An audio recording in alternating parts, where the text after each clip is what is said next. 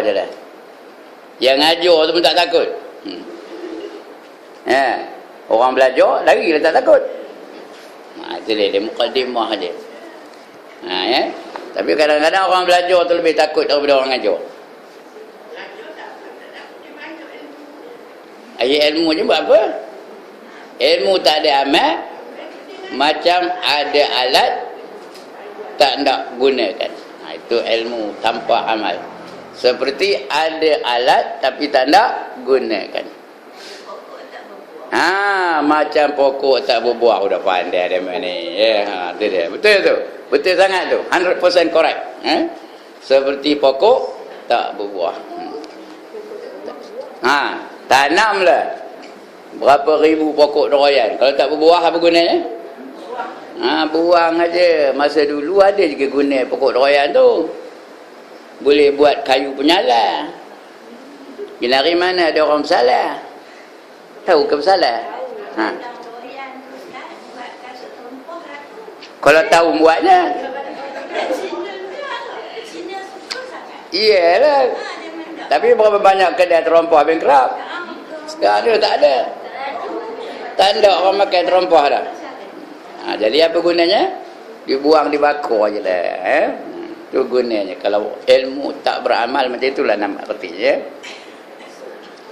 Jadi yang dapat capai oleh seorang sekarang ni hanya muqaddimah aja. Boleh sebut-sebut ajalah ya. Kata sebahagian ulama, khauf itu ialah getaran hati tatkala menemui perkara-perkara yang tidak disukai. Ada benda yang tak suka, kalau dia ada rasa takut, dia berharap penuh janganlah jumpa perkara yang dia takut tu. Itu getaran hati. Begitu juga dengan khasyah. Shin ya ta marbutah. Khasyah. Khasyah ni berarti takut je kita ya. Namun antara keduanya terdapat perbezaan. Itu kata setengah ulama. Khauf dengan khasyah tu ada bezanya. Khasyah ialah perasaan yang disertai dengan sifat kagum dan agung seperti takut kepada Allah. Itu khasyah. Terasa Allah tu maha agung, terasa Allah tu maha gagah, terasa Allah tu maha perkasa. Itu dia. Di samping takut, terasa keagungan Allah Ta'ala. Itu namanya khasyah. Manakala khauf pula berlawanan dengan sifat berani, atau merasa aman. Itu khauf tu dia tak ada rasa aman. Berlawanan tu tak ada ya. Tak ada rasa aman. Itu khauf. Tak ada rasa berani. Risau je tu khauf ya. Kenapa? Kerana takut juga tu. Kerana kedahsyatan neraka, kehebatan Allah Ta'ala dan sebagainya. Tapi dia kurang sikit. Khauf ni kurang sikit daripada khasyah. Khasyah ni takut campur dengan rasa Allah itu maha hebat, rasa Allah itu maha agung. Takut kepada Allah berarti takut akan siksaannya akibat melakukan maksiat. Dan menjauhi takut berarti menjauhi maksiat. Takut tu artinya kita takutkan siksa Allah Ta'ala. Kerana Allah dah janjikan, orang buat ini siksanya. Orang melakukan maksiat ini siksanya. Orang tak sembahyang ini siksanya. Orang mendedahkan aurat ini siksanya. Lagi? Apa lagi? Orang berzina ini siksanya dan sebagainya. Itu takut tu. Takutkan rimau kita lari. Takutkan Allah kita lagi dekat dengan Allah. Itu tanda takutkan Allah. Ya? Perbezaannya. Takutkan Allah lagi kuat sembahyang. Lagi seronok berjumpa dengan Allah. Lagi selalu tak nak meninggalkannya. Itu takutkan Allah. Takutkan rimau, terus kena jumpa lalu jalan dia pun tak nak. Itu takutkan rimau, takutkan hantu dan sebagainya. Menurut ulama, yang dimaksudkan dengan takut bukan berarti seorang itu harus menangis. Menangis tu teknikalnya aja. Menangis tu teknikalnya, bukannya orang takut tu mesti menangis. Dan bukan pula orang menangis itu mesti dia takutkan Allah. Kadang-kadang dia menangis buat-buat aja. Boleh tak menangis buat-buat? Boleh. Dalam berdoa memang disuruh begitu. Ya, kalau boleh berdoa tu biar menangis. Tak boleh menangis, buat menangis. Ya. Tahu, tapi kita melatih diri. Melatih diri, mudah-mudahan Allah bagi rasa betul-betul menangis ketika berdoa. Ya. Tuhan memang tahulah. Apa yang Tuhan tak tahu? Kalau Tuhan tak tahu, bukanlah Tuhan namanya. Ya. Akan tetapi orang yang benar-benar takut ialah mereka yang meninggalkan perbuatan yang dilarang oleh Allah Subhanahu wa taala. Itu betul-betul takut, ya. Dia tak buat, mana yang Allah larang walaupun kecil dosanya, dia tak buat kerana dia takutkan Allah taala. Dia takutkan akibatnya. Dia takutkan siksa yang dinantikan oleh Allah taala. Allah Ta'ala berfirman, wa khafuna in kuntum mu'minin. Tetapi takutilah kepadaku, kata Tuhan, ya. Dan takutlah kepadaku, wa khafu tudin, dan takutlah kepada aku. In kuntum, jika sekiranya kamu orang-orang yang beriman. Kalau kamu beriman, takutlah kepada aku, kata Allah, ya. Dengan demikian, khauf berarti syarat iman, iaitu seseorang itu tidak akan dikatakan beriman jika tidak takut kepada Allah Subhanahu wa taala. Adapun muqaddimah, iaitu pendahuluan khauf, terdiri dari 4 perkara. Ini kalau nak takutkan Allah taala, nak ada 4 perkara ni dulu. Yang pertama, mengingati segala dosa yang telah dilakukan. Ada tak dosa? Ada orang tak berdosa, angkat tangan. Semua orang berdosa. Tapi nak ingat dosa tu, apa dia buat? Nak diingatkan segala dosa tu. Segala. Apa tu segala? Tiap-tiap dosa yang dibuat tu dia ingat. Serta banyaknya musuh yang membawa kita kepada kezaliman. Ada tak musuh ngajak kita buat dosa? Ada ke tak ada? Banyak. Syaitan, iblis, dunia, kawan, itu semua musuh-musuh yang membawa kita kepada kezaliman. Sedangkan kita tidak dapat lepas darinya. Dosa ni tak dapat lepas. Ma min adamiyyin illa walahu dzunub, kata Nabi. Tidak daripada anak Adam melainkan bagi mereka adalah dosa-dosa. Nobody is exempted from dosa. Tak ada siapa yang terkecuali daripada dosa-dosa. Jadi tak dapat lepas. Terus menerus mengikutinya hingga kini, terus menerus kita berbuat dosa tu sampai kita hari ada dosa. Tapi ada jalan keluarnya. Apa jalan keluarnya? Taubat kepada Allah Subhanahu wa taala. Ada dosa, taubat. Ada dosa, taubat. Ada dosa, taubat. Mudah-mudahan lepas taubat tu mati. Tak ada lagi dosa, dah mati. Tapi kalau dah nampak dosa tu, jangan dibuat lagi. Kalau terbuat, taubatlah juga lepas tu. Kadang-kadang terbuat juga. Macam dosa mati, mana nak ngadak? Keluar dari rumah sudah ada ama jogging. Besar-besar tiang, bukan besar tiang ini. Besar tiang yang dekat belakang di kusin. Besar itu perhen. Kalau tak tengok, terlanggar. Tengok juga. Dosa juga lah, ya. Jadi maksudnya Ustaz, dosa-dosa kita tu, apa yang kita lakukan lah.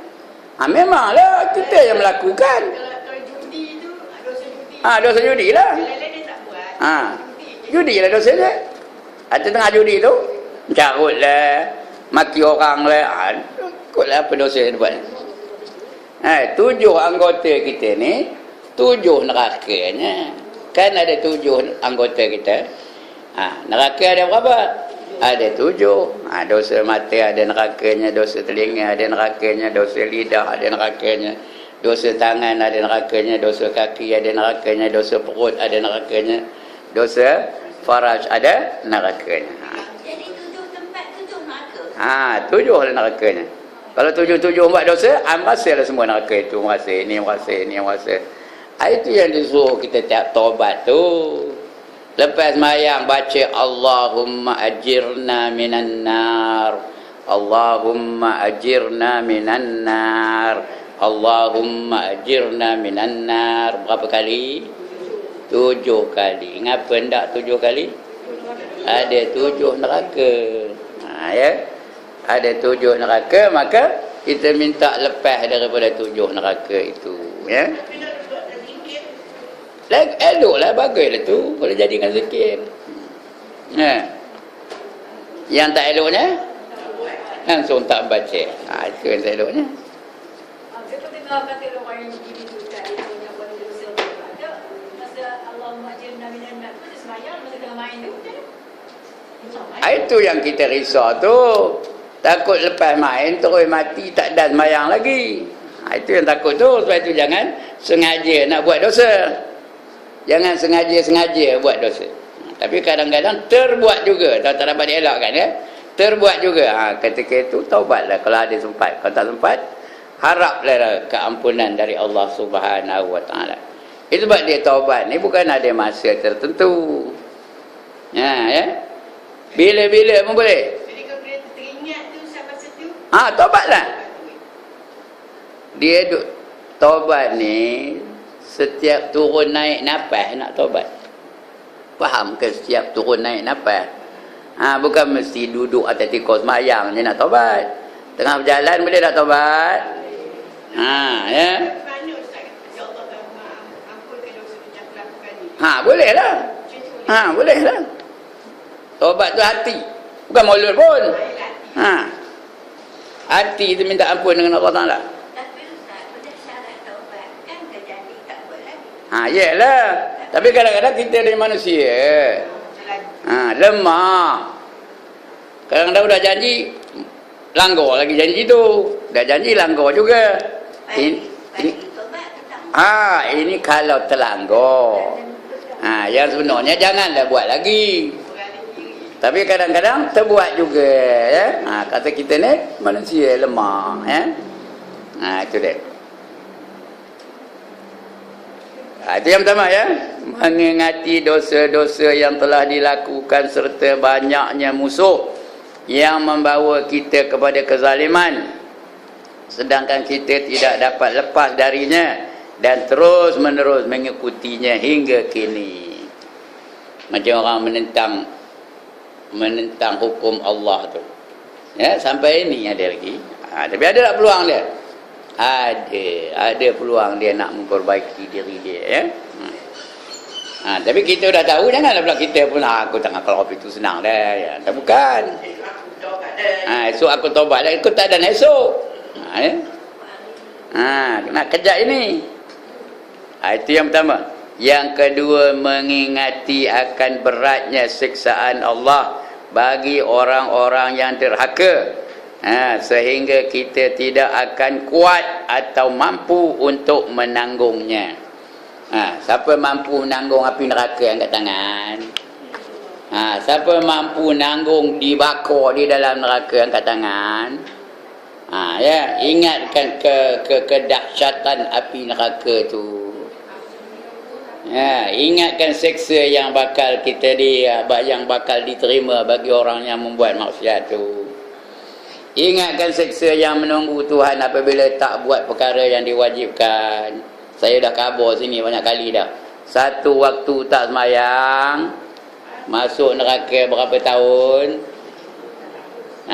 Udah lupa no. 60 tahun akhirat. Dunia berapa tahun? Mana pula 1000 tahun? Berapa juta tahun? Ya. Itu mencatat dia tengok. Berapa tahun? Satu waktu tak semayang? 21 juta 900 ribu tahun. 21 juta 900 ribu tahun. Dekat-dekat nak berapa? Dekat-dekat dengan 22 juta. Hampir 22 juta tahun. Itu satu waktu. Kalau ada umur 70 sekali betul nak sembahyang? Mak oi, bagus mak oi. Ya. Yang ini kita patut takut baru satu je meninggalkan sembahyang aja. Ya. Ingat tak seksa yang paling ringan dalam neraka? Apa dia? Gimana? Dipakaikan rantai. Bukan. Apa? Seorang perempuan digantung rambutnya, dipakaikan dengan, ya Allah, dia memang tak pernah nengok ke pun, jenuh dah ngabur kan. Ya, seorang perempuan yang ringan tau, lelaki berat, jangan lelaki nyongin pula, kami ni cikgu tak boleh nak nyongin, yang ringan tu perempuan. Ya, Abu Talib bukan paling ringan. Dia diringankan, ada masa-masanya diringankan. Tapi yang paling ringan ialah seorang perempuan digantung rambutnya, dipakaikan kasut neraka, lepas tu menggelegak otaknya. Pasal apa? Ngeluarkan selai aja rambutnya untuk ditonton oleh lelaki ajnabi.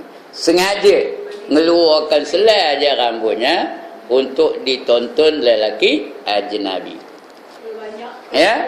Kalau semua keluar, kalau stone set, kalau mengkabang naik motor dari Batu Berangkai turun mengkabang aja macam dalam suyuk aja rambut, betul? Macam mana agak ni? Entahlah, tak tahu saya nak ngabarkan. Itu dia suruh taubat tu. Itu ada jalan keluarnya. Ya. Taubatlah kepada Allah, senaraikan dosa kita ni. Dulu aku tak tudung, keluar tak tudung, nyemur kain, ketan tak ada. Senaraikan. Lepas tu minta ampun dengan Allah, ampun kalau dosa aku ini dulu ini. Kalau kita kata ampun kalau dosa segala-gala dosa terlalu. Tak boleh, tak cukup. Tak mau. Kalau ikut mazhab Syafi'i tak boleh. Nak disenaraikan dosa-dosa yang kita lakukan. Mana yang ingatlah, tak ingat. Itu pula dosa yang aku ketahui, dosa yang tidak aku ketahui, dosa yang aku sedar, dosa yang aku tak sedar, dosa yang aku sengajakan, dosa yang tidak aku sengajakan. Yang lalu, yang sekarang, yang akan datang, semua bagi meliputi semuanya. Yang ketiga, sentiasa sedar akan kelemahan diri dalam menanggung keperitan siksaan Allah Ta'ala. Sentiasa kita sedar, aku ni tak lalu nanggung siksa Allah Ta'ala. Itu yang kita sebut tu, ilahi lastulil firdaus ahlam wala aqwa lagi ala nari fahabli taubatan waghfir zunubi fa innaka ghafiruz zambil azim. Ya Tuhanku, aku tidak layak untuk syurga firdausmu, tapi aku tak juga tahan nanggung siksa neraka kamu. Oleh itu terimalah taubatku dan ampunkanlah segala dosa-dosaku. Sesungguhnya Engkau Maha Pengampun dosa-dosa besar. Dosa besar pun Tuhan ampun, dosa kecil ampun tak? Boleh tak Tuhan ampun tak? Kalau Allah hendak boleh diampunkannya. Dosa kecil boleh diampun, dosa besar pun diampunkannya. Itu diri sendiri Ustaz. Kalau kita kata keluarga, kita akan dosa. Minta dengan keluarga awak. Kita ada keluarga, ampunkanlah. Ya Allah, ampunkanlah dosa aku, ampunkanlah dosa ibu bapa aku. Tak boleh? Tuhan tak tahu kan? Ada? Ampunkanlah dosa isteri aku. Kalau isteri pula, ampunkanlah dosa suami aku. Ada pun ada orang tu. Ada. Baguslah. Ampunkanlah dosa anak-anak aku. Kalau kita sebut tu banyak, saya kata keluarga je boleh. Boleh lah. Tapi kita benar-benar ke atau cincai-cincai? Kalau benda-benda didetailkannya lah. Dengan Allah tak usah cincai-cincai. Kita ni hamba Allah siapa? Ya. Biar dia betul-betul. Jangan shortcut. Jalan boleh shortcut. Itulah yang selalu saya sebut tu, ya. Kita tak ada rasa, tak ada bersungguh-sungguh. Ya. Lepas salam aja bah. Kira kalau kita mengikut imam, Ustaz, kita kena ikut imam tu sampai bagi salam dan sampai dia berdoa. Tapi biasa kadang-kadang Ustaz imam yang ada tak boleh ikut tu. Ngapa? Macam sikit-sikit tak tahu. Atau kita tak boleh ikut dia, kita buat sendiri. Ya. Kadang-kadang dia laju benar. Baca je pun laju benar, tak terikut dia kita. Atau kita baca kita punya sendiri. Apa namanya? Apa? Doa nengkin-nengkin? Itu tak apa. Itu bukan nengkin. Itu meninggikan suara. Tak apa. Ya. Yang nengkin ni, kamu bagi Tuhan, kalau tidak aku cekik-cekik kamu. Itu namanya nengkin. Ya. Kalau tidak dia suara kuat, tak ngapa. Memang itu style dia. Mana dia buatnya, ya? Ada orang dia tak boleh diam bila penghujung. Ya Allah, ampunlah dosa aku boleh dah berhenti. Betul. Goyang-goyang badannya. Macam marah aja, tapi sebenarnya bukan marah. Ya. Kita jangan pula amin ngikut dia pula. Tak, ya. Kita amin ajalah, ya. Itu style dia, tak apa lah tu, ya. Memang ada orang begitu.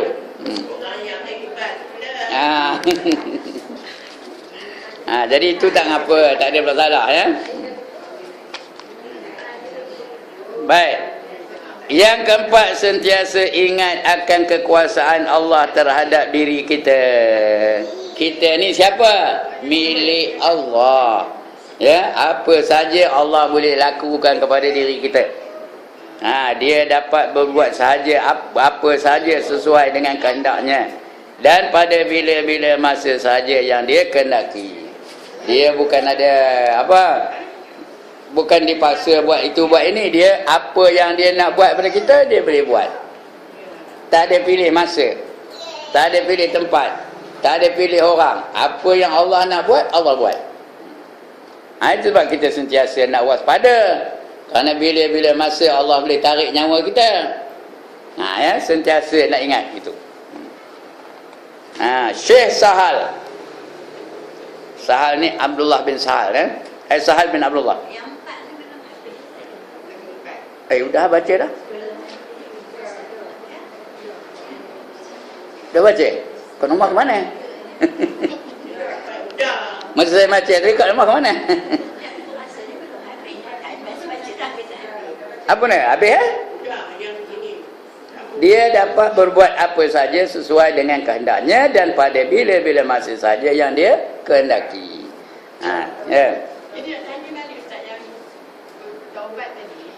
Kita nak kena sebut kita kata keluarga tu. Terus sekali macam tu je. Atau nak sebut saudara aja. Yang mana yang lebih ada? Saudara kalau mak ayah tu apa? Apa mak boleh pergi? Kan saudara sekali. Kalau bersungguh-sungguh, itulah kita senaraikan, ya. Syekh Sahal mengatakan sempurnanya iman seseorang itu dengan ilmu, dan sempurnanya ilmu dengan rasa takut. Maka iman seseorang belum cukup tanpa ilmu. Kalau ilmu tak ada, iman tu tak cukup. Itu sebab kena belajar. Itu yang kita belajar risalah tauhid tu.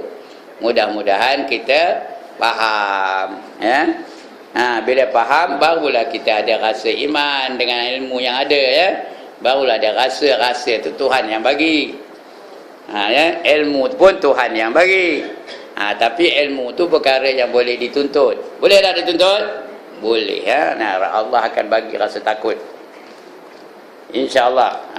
Sangka baiklah dengan Allah, ya. Sebab tu jangan berhenti-henti menuntut ilmu. Ada orang ngaji tak dapat, ngaji tak dapat, ngaji tak dapat, ngaji tak dapat. Malas aku tak payah aku ngaji lagi. Macam itu namanya apa? Putus asa namanya. Dalam Islam tak ada. There is no such thing as putus asa. Ya. Sampai bila disuruh Rasul menuntut ilmu? Sampai masuk ke liang lahat. Jangan berhenti-henti. Aku dah tua, tak payahlah nuntut ilmu ya. Boleh ke betul cakap? Aku dah tua, katakan Omah. Jalan pun dah tak lalu, tak payahlah aku nuntut ilmu. Boleh ke? Tak boleh. Itu menuntut ilmu tu. Kalau dah nyanyuk, dia tak ada lah hajat nak menuntut ilmu pun, dah nyanyuk. Akal tidak berfungsi. Bukan makna tak wajib lagi dah. Dia pun dah tak nak menuntut ilmu dah. Dia rasa tak ada keperluannya dah.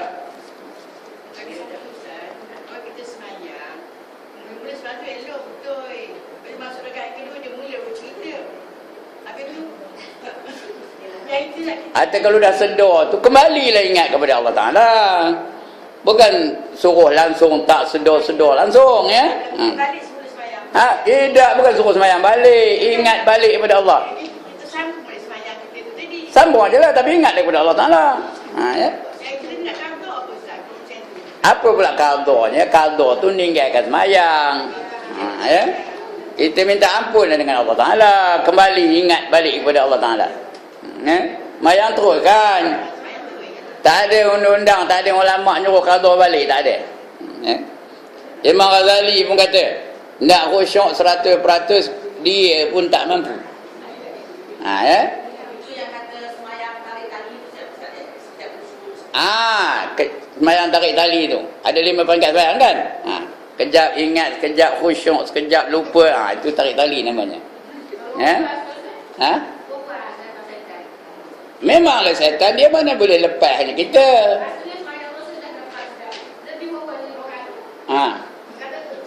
Kalau awal ambil yang yakin.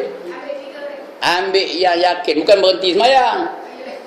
Ambil yang yakin. 4 rakaat ke 3, 4 rakaat ke 3. 3 kita dah yakin belum? Dah yakin 3 dah? Ambil yang 3 tu. Tambah lagi 1. Itu tak apa, udah buat tu dah lah. Kita ambil yang yakin. Lagi satu Ustaz, kalau kita tengok semayang, yang kedua tadi dia berlalu, kita diam sekejap dia tu, lepaskan dia, baru kita sambung pada semayang. Boleh kan? Boleh. Macam mana melepas?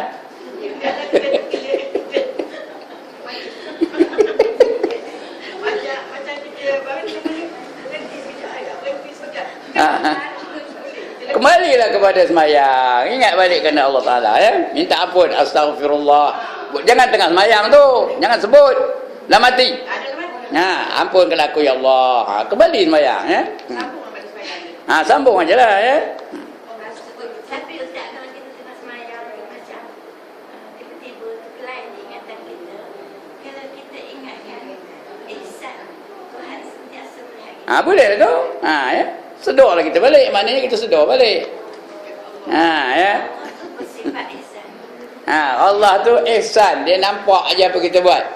Ya. Anta'budallah ka'annaka tara. Kamu sembahyang menyembah Allah seolah-olah kamu lihat dia. Fa illam tarahu, jika sekiranya kamu tak boleh nampak, tak boleh terasa, tak boleh nampak dengan hati, ya. Fa illam yaraka, sesungguhnya dia fa illam tantara innahu yaraka, dia sesungguhnya nampak kamu ya. Kalau kita tak boleh terasa nampak dia, kita ketahuilah bahawa dia memang nampak kita. Sentiasa sedar nampak kita tu. Kita sedar kita semayang tu khusyuk dan namanya. Kita bolehlah ingat balik semula. Ingat balik semula. Jadi ketua pula fatwanya, nak tahu khusyuk tak khusyuk, kita sedar ke tak kita tu semayang. Sedar, okey lah tu. Boleh lah tu. Mana nak ingat, otak kita memang berjalan. Memang. Dah lah. Kita sedar yang kita tengah baca Fatihah, itu kira khusyuk lah tu. Kalau kita bayangkan Allah mengajar, yang nampak kita nampak Allah depan kita boleh. Mana pula Allah tu di depan kita? Kita bayangkan. Tak boleh. Dengan Allah mana boleh bayang-bayang? Itu Allah tak boleh. Bayangkan. Bila terbayang itu Allah ke bukan? Bukan. Itu syaitan tu. Kerana Allah tu tidak di depan, tidak di belakang, tidak di atas, tidak di bawah, tidak di kiri, tidak di kanan. Jangan bayang-bayangkan. Dia nak bayang tu dengan mata hati, bukan dengan mata kepala. Kita sedar Allah tu ada aja. Macam kita Tuhan Nabi pun mati.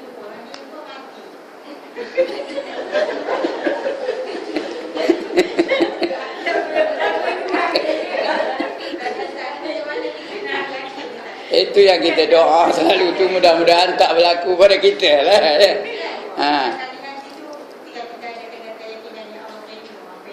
InsyaAllah lah. Sangka baik dengan Allah ya. Sangka baik dengan Allah. Jangan sangka jahat dengan Allah. Kalau tak doa boleh. Ada doanya. Wa akhiru kalami la ilaha illallah. Ada tak? Muhammadur Rasulullah. Ada doa tu. Tengok dalam surah Berzanji tentang doa tu ada doanya. Ya. Ada ke kitab Berzanji lama? Ada tentang doa ujung tu ya.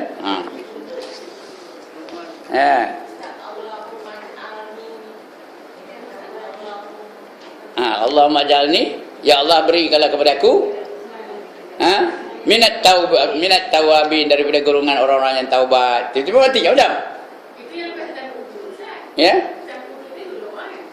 Itu ada juga lah. Apa yang ambil uduk ada doa macam-macam lah. Tengah semayang ada doa taubat ada.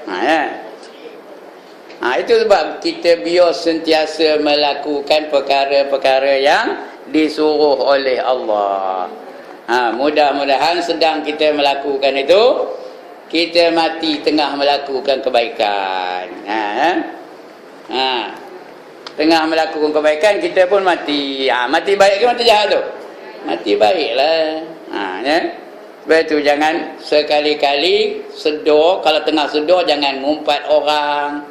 Ya. Lekas-lekas lah taubat. Lekas-lekas berhenti ya. Ya. Astaghfirullah lah. Baik, sempurna iman seseorang itu dengan ilmu, dan sempurna ilmu adalah dengan rasa takut. Kalau dia tak ada rasa takut, ilmunya itu bukan ilmu yang memberi manfaat. Ingat tanda-tanda ilmu memberi manfaat, dah saya cakap banyak kali dah. Tanda-tanda ilmu yang memberi manfaat itu diantaranya apa?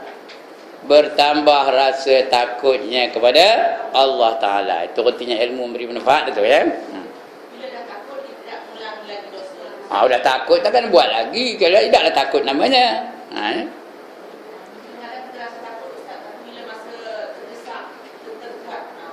Tak takut dah namanya masa buat tu.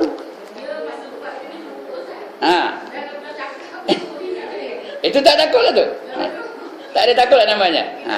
Dia mencabar Allah tu. Kalau berani Allah empat tu. Mencabar Allah tu. Ya.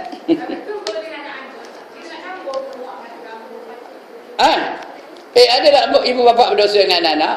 Ada. Ngata di belakang dosa lah tu. Kena kabur kenapa? Minta maaf lah. Bila raya jangan harap anak je minta maaf dengan mak. Mak pun minta maaf juga dengan anak. Mudah-mudahan tidaklah kau itu ya. Bukan nanti raya je minta maaf pun. Bila minta maaf dengan anak ya. Selagi tak ada rasa takut, selagi tak cukup ilmunya. Kerana apa kata Allah? Innama yakhshallaha min ibadihil ulama. Sesungguhnya mereka-mereka yang takutkan Allah ialah mereka-mereka yang ada banyak ilmu. Ulama yang takutkan Allah Ta'ala. Kalau dia tak takut dengan Allah Ta'ala, walaupun banyak ilmu, tak layak dipanggil ulama. Ulama tu mesti takut dengan Allah. Ustaz, bab ilmu tu Ustaz, kita beramal, ilmu tu kita anggapkan sebagai ibadah. Ilmu tu alat kita nak mengamalkan sesuatu ibadah. Nak ada ilmu. Itu dia nak ilmu tu. Alatnya ialah ilmu. Tapi ilmu tu tak di depan. Ilmu dululah. Ngapa semayang? Ngapa semayang? Sebab kita tahu semayang itu wajib. Ilmu dia tu. Kita tahu semayang itu wajib. Itu sebab kita semayang. Ngapa bertudung? Ngapa? Kerana kita tahu bertudung tu wajib. Ngapa ngaji begini? Kerana kita tahu ngaji tu wajib. Ilmu dia tu. Jadi ilmu itu letak di depan. Jadi depan lah. Dia mendahului amal. Ilmu mendahului amal. Dan tidak cukup ilmu seseorang jika tidak disertai dengan perasaan takut. Kalau dia tak takut, tak cukup ilmunya. Walaupun dia setinggi mana kelulusannya. Tengok muka surat sebelah, ayatnya apa? Yang saya baca tadi, apa? Innama yakhshallaha min ibadihil ulama. Sebenarnya yang menaruh bimbang dan takut melanggarkan perintah Allah dari kalangan hamba-hambanya hanyalah orang-orang yang berilmu.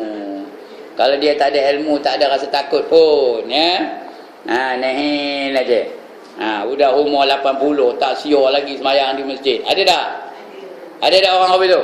Umur dalam 80, tak siur, nak berjemaah ke masjid. Itu tanda apa? Tanda tak ada ilmu. Kalau ada pun tak ada rasa takut kan Allah Ta'ala. Kadang-kadang jantung kuasa masjid tu pun dia jantung kuasa masjid tapi tak pernah sembahyang di masjid. Kalau dia pun Jumaat aja. Itu tak ada takut kan Allah lah. Kalau uzur lain lah. Cerita uzur ni kan dulu dah khabar. Bila uzur tu tak adalah dia punya tanggungjawab, tak adalah dia punya kewajipan. Orang uzur. Dia masuk hospital sebulan di IJN. Nak mayang masjid juga ke? Di mana mayang? Di mana mayang? Atas katil tulis mayangnya. Yang salah langsung tak semayang.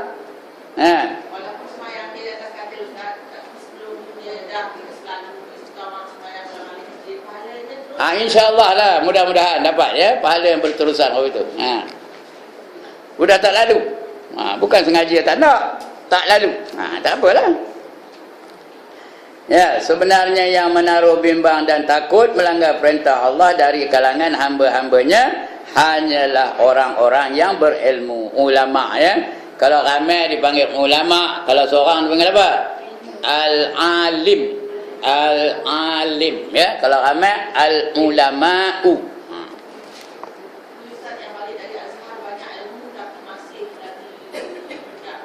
Dia tak ada rasa takutkan Allah. Tak tahu Allah malam ni. Dia kalau tak ada rasa takut, maknanya dia tidak mengamalkan ilmunya. Itu tak ada rasa takut.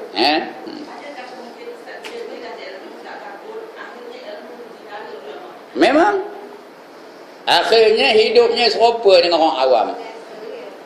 Orang awam bermewah-mewahan, dia pun bermewah-mewahan. Orang awam bermalas-malasan, dia pun bermalas-malasan. Orang awam mencarutan, dia pun mencarut-carutan. Dia serupa je dengan orang awam. Sayang je ilmu dia. Mudah-mudahan dia dapat kembali kepada kebenaran. Ada juga gunanya, akhirnya dia kembali kepada kebenaran. Akhirnya mudah-mudahan dia akan kembali kepada kebenaran. Ilmu tu berguna juga, bukan tak guna. Jangan kalau tu penat jadi dia ngaji jauh-jauh. Tak ada, bukan. InsyaAllah akan datang dengan ada ilmunya, Allah bagi dia kesedaran. Itu sebab kita penting ni menuntut ilmu tu. Jadi yang Ustaz kata tadi ilmu tak beramal. Itulah tu, ilmu tak beramal tu. Mudah kejap masa itu tak adalah guna, akan datang mungkin ada gunanya. Kalau Allah nak bagi hidayah, guna tak? Gunalah ilmunya. Datang kesedarannya, tiba-tiba dia nak semayang. Dia semayang dah tahu kan senang semayang. Kalau tak tahu, kalau dia Tuhan bagi kesedaran, tiba-tiba dia nak semayang, tiba-tiba tak tahu semayang macam. Kena menuntut ilmu pula balik. Ini tak payah lagi dah, dia dah tahu. Ilmu tu dah ada, alat tu dah ada. Baju dah siap dalam lemari tu. Ya, tiba-tiba dia nak sembahyang, nak pakai baju, senang ke susah? Ambil baju tu dah ada. Kalau tak ada, dia selalu keluar pendek aja, boleh je baju tak pakai macam. Tiba-tiba dia nak sembahyang. Dia nak pakai baju, tengok dalam lemari tak ada baju macam. Macam. Kena nampak pula dulu kedai. Tolong carikan baju aku kena kongsi ni, susah. Jadi itu gunanya ada ilmu, ya. Senang. Jadi kita nak pakai boleh digunakannya. Ini bukan suruh ni. Ini membantu orang yang dapat kesedaran. Jangan lepas itu dah ada ilmu tak payah amal lah. Esok tak mana dapat hidayah ke apa amal kalau bukan, ya. Bukan maksudnya begitu.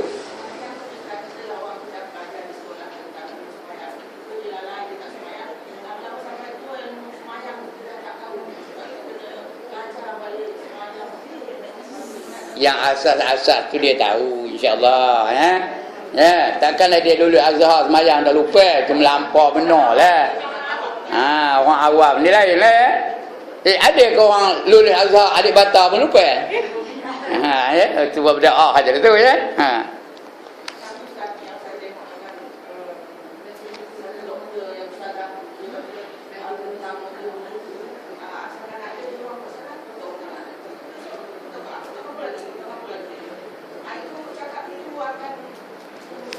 Memanglah menyusahkan dia lah. Lepas tu yang pentingnya kita tahu satu, amal satu. Ya. Nanti Allah akan bagi dia ilmu yang dia tak faham pun dapat. Itu janji Nabi tu. Man amila bima ilma warasahullahu ilma ma lam ya'lam. Barang siapa mengamalkan satu ilmu, Allah akan wariskan baginya. Wariskan apa? Bagi dia, kamu dapat menerima pesaka ilmu-ilmu yang dia tak tahu. Dapat kejadian. Ya? Dia dah macam orang yang lebih hebat daripada orang dulu Azhar lagi. Tapi padahal dia bukan banyak benar ilmunya, tapi seolah-olah apa itu Allah bagi dia ilmu yang dia tak payah belajar, dapat aja kepahaman tu. Laduni namanya, ilmu laduni, ilmu yang tak payah belajar melalui pengajian formal. Ya, dapat aja dia.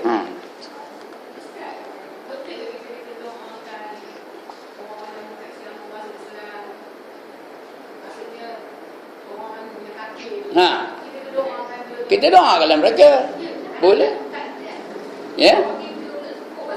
Iyalah, kita doakan mereka kebaikan. Bukan untuk kita aja, untuk mereka pun kebaikan juga. Itu tanda kasih sayang. Nabi sayang ke umatnya. Mana ada mendoakan kita? Setiap masa mendoakan kita. Ya. Jadi kalau ada Nabi mendoakan kita, kenapa pula kita ikut nak mendoakan mereka? Apalah tak adanya. Iyalah, doalah ya Allah berilah hidayah kepada mereka-mereka yang keliling aku ni. Dah tu. Itu je lah. Tak ada pula. Ya Allah bagilah hidayah kepada Akau, kepada Acong, kepada Rahman Sambil. Itu letihlah kita. Kepada mereka-mereka yang belum menerima hidayah, berilah hidayah kepada mereka. Boleh tu, ya. Ya? Iyalah. Tapi kalau kita tak buat, tidak ditanya. Ya, bukan ditanya.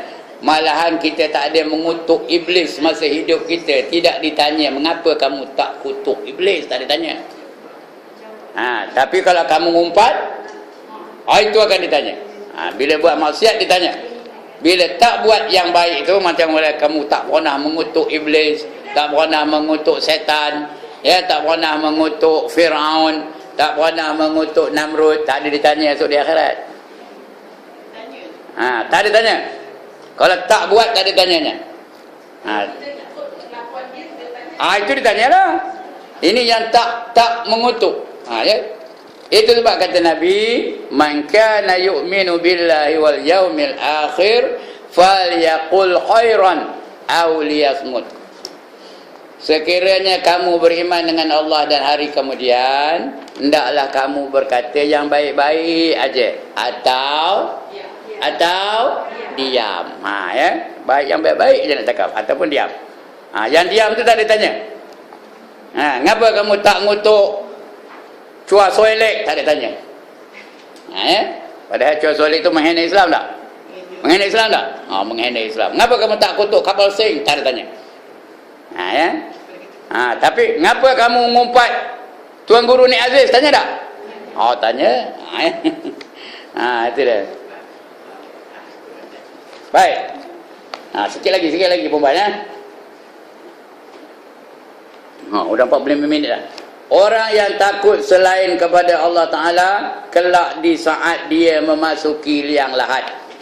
Apa dia? Segala yang ditakutinya itu akan datang ke dalam kuburnya dan mengganggu serta menyakitinya hingga hari kiamat. Itu yang kita takut tu. Sudah masuk di dalam kubur,